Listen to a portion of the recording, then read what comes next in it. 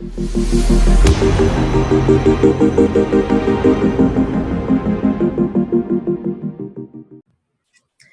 my name is Gibson, and I'm the owner and founder at the Personal Development School.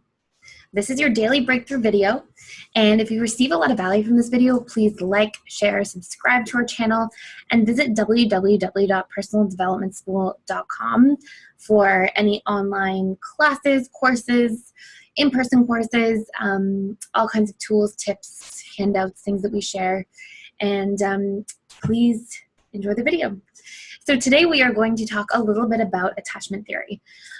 Attachment theory impacts our relationships so much. The way we attach to our caregivers and our attachment style has a massive impact on how we feel about relationships and who we are in our relationships. So attachment theory was first developed by a woman named Mary Ainsworth a few decades ago now. And she put children in what she called a strange situation, where she would basically have a child in the room with a caregiver, get the caregiver to leave, see how the child would respond, get the caregiver to come back in, and then see how the child would warm up, how quick they were to warm back up to the caregiver. And this was sort of a representation of how the style of attachment was for that child to their caregiver. Now, this may seem like a really tiny thing now, but the way we attach to our caregivers has a massive impact on our relationships. And this is because we generally use our adult relationships to fulfill our childhood relationships to our caregivers. So usually our romantic relationships in our adult life are literally this sort of representation. Like, we have the same type of attachment there as we did to our caregivers as children. And so if we have an unhealthy attachment style or something is out of balance, it wreaks havoc in our relationship, more or less. So there's 4 different types of attachment styles that are most widely recognized today. And I'm going to give a little bit of context about each of these attachment styles, and I'm going to ask you to watch a video in greater detail on your attachment style and what it means for yourself in relationships, basically. So the first attachment style is a secure attachment. So generally, if you have a secure attachment style, you are comfortable in relationships. You are comfortable sort of having your own identity in a relationship and also respecting another person's identity in a relationship. You don't necessarily enmesh your identity with theirs. You still maintain your sense of self, and you allow space and room for your partner to do the same. So you can think of it as like your partner basically becomes this really nice benefit to your life instead of becomes your whole life. And, you know, there's all this negative stuff that can sometimes come out of that in a way. So a secure attachment person is usually confident in relationships, feels calm, stable, safe in relationships, maintains their sense of self fully in relationships, and holds space for their partner to do the same. And that's just a really brief overview. And then we get into sort of unhealthy attachment styles. And the first unhealthy attachment style is anxious attachment. So an anxious attachment is basically developed as a child when your parents are very incongruent. And this can manifest itself in a couple of different forms. So it can be that your parents are very good at meeting your needs one day and then really bad at meeting your needs another day. And there's a lot of inconsistency there, either because they're working and they're very busy, maybe because they're going through some emotional issues themselves, maybe there's some chaos in the home, or this can manifest itself as one parent being really, really good at meeting your needs and another parent really not being so good at meeting your needs. And even though it's really about having a primary attachment figure, and that is sort of the most important thing, if we have a lot of interaction with both of our parents, if there's an incongruency between the two, and you know, sometimes we're left with mom, sometimes we're left with dad, and one of them is an insecure attachment, that incongruency produces this sort of anxious attachment feeling where it's like we can't know what's going to happen. We don't know, are they going to show up for us? Are they not? And so we just have a lot of general anxiety as little children about being left alone. And there's often this sort of feeling in anxious attachment adult relationships where somebody described sort of like the feeling of rejection, the fear of rejection from a relationship, not really knowing how to give their partner space, if their partner is, so let me actually shift this a little bit. Basically, as a child, you will feel a lot of insecurity around the attachment that you do have to your caregivers. And in your adult life, this will manifest itself as you always worrying that something's going to go wrong, worrying often that your partner's unsafe, worrying that they're not going to come home, worrying that sometimes there's a fear of cheating or straying in the relationship. And the anxious attachment type will often like call their partner incessantly, like repetitively call, not very good at giving space, and they haven't really learned how to self-soothe. It's like they sort of feel that their identity is in that space with their partner, and they don't know how to see themselves outside of that identity. And they will often interpret disconnection as being unloved. So if the person goes away on vacation or something like that, there's this sense of, oh my gosh, I'm unloved because I'm left behind and I'm abandoned. And there's a lot of core wounds that go into this. So for a deep video about this specifically, please watch my video on anxious attachment types, and we'll go through together the core wounds, the subconscious beliefs associated with this, the emotional patterns, and how to actually transform some of this in your day-to-day living. The next attachment type is fearful avoidant. Fearful avoidant is one of the hardest attachment types to be because there's so much emotional chaos. The fearful avoidant person basically exhibits these two extremes and is characterized by this ongoing ambivalence in relationships. And the two extremes are that they actually express, number one, the types of an anxious attachment. So or the behavioral traits of an anxious attachment type. So basically they'll have like anxiety, worry, fear, restlessness. Is my partner going to leave? Are they going to come back home? And there's this sort of enmeshment piece there where they haven't, again, they don't really know how to self-soothe.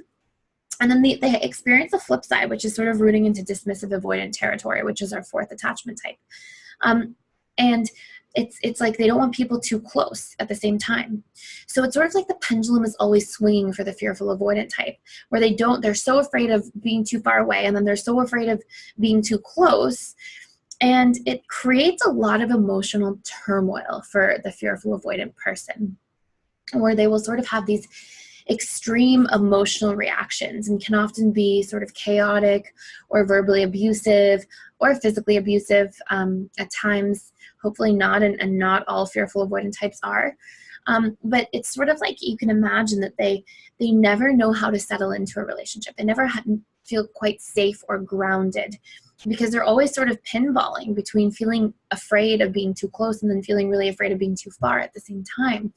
And there's a very small territorial space that a fearful avoidant person feels comfortable in. And so it's usually for a very short period of time. And again, that just creates a lot of this ambivalence, a lot of this sort of back and forth. A fearful avoidant person will often feel like, should I leave? Should I stay? Should I leave? Should I stay? Am I with the right person? Am I not? And they have a lot of distrust generally. A fearful avoidant person often has a lot of trust wounds. And this comes from a childhood where they experienced a lot of emotional turmoil, a lot of emotional chaos in the home.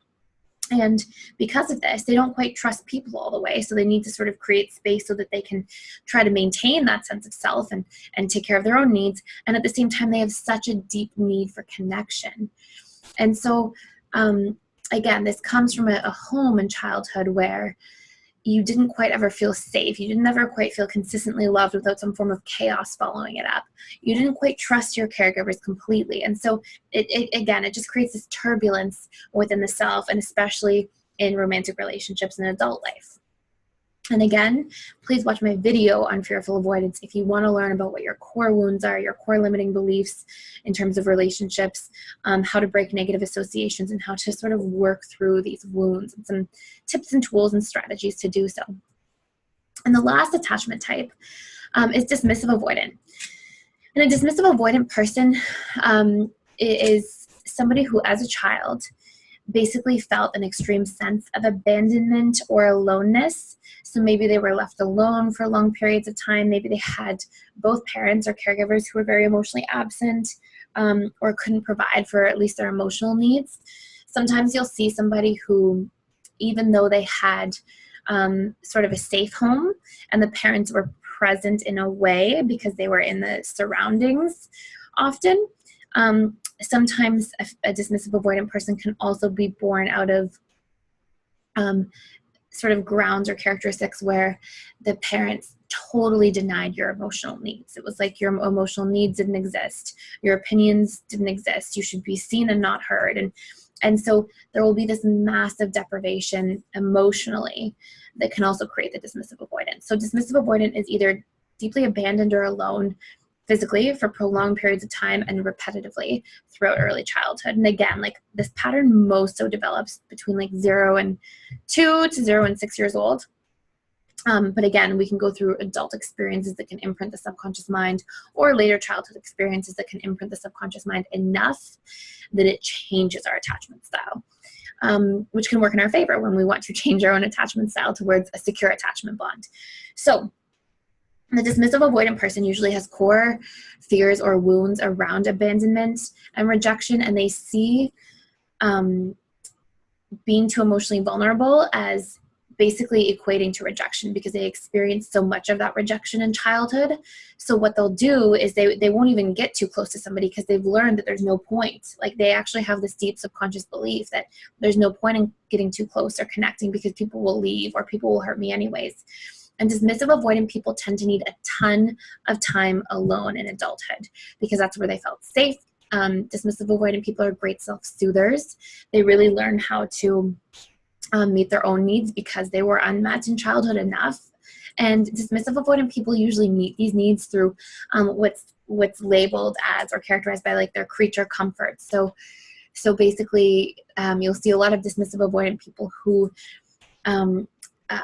eat a lot of comfort food, or who play a ton of video games, or who are always on the internet, or sometimes struggle with like pornography or different comforts that are kind of these substitutions for meeting their needs. So, you know, when you think of these different things, it's like imagine that there was a child that had such a lack of their emotional and or physical needs being met that they met their needs through a computer, through video games, or through sometimes it's just, you know, a computer in general, and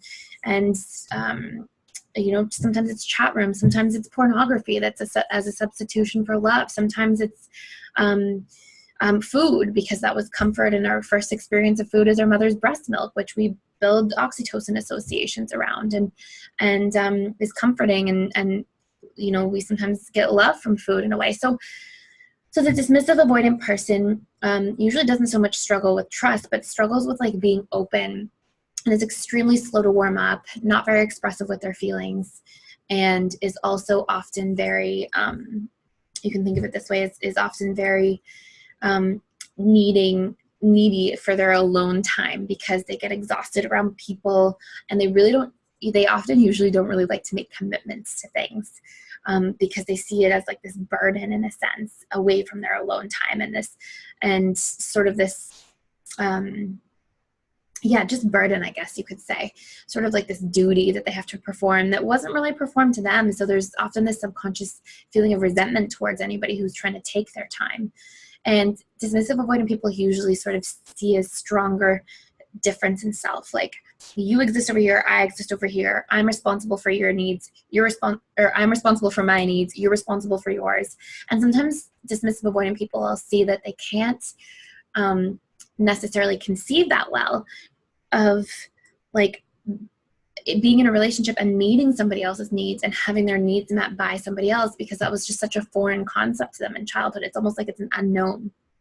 So again, please watch my video on dismissive avoidant attachment types and how to sort of break through some of these core wounds that you have, and how to recognize what the core wounds are in the first place, and the negative associations, and you know, all attachment types, again, play this really crucial role in our adult life, our adult relationships. And sometimes we'll do this thing where we take different attachment types personally in different ways. And I see this a lot with clients. I see this even more so when I work with clients who, you know, in a couples setting where you can tell that they come from such different attachment types, and often, you know, an anxious attachment type, because they have such a strong need for connection, will be with a dismissive avoidant attachment type. And in that case, will feel so unloved because they want to meet the dismissive avoidant person's needs And the dismissive avoidant is sort of like, whoa, hold on, like I need some space, and they don't necessarily reciprocate in the same way either. So, you know, we can really have a lot of chaos in our relationships when we're not understanding our attachment types. And there's always a way to evolve your attachment type to a secure bond. But you have to have some awareness first about what's going on in this, on a subconscious level, what your beliefs are in these contexts, and some tools, strategies, and just rituals really to help you move through some of the programming that limits you or causes you pain. So please check out my videos further to learn all about this stuff, and thank you so much for watching. If you received a lot of value from this video, please like, share, subscribe, and please again check out www.personaldevelopmentschool.com for more information. Thank you.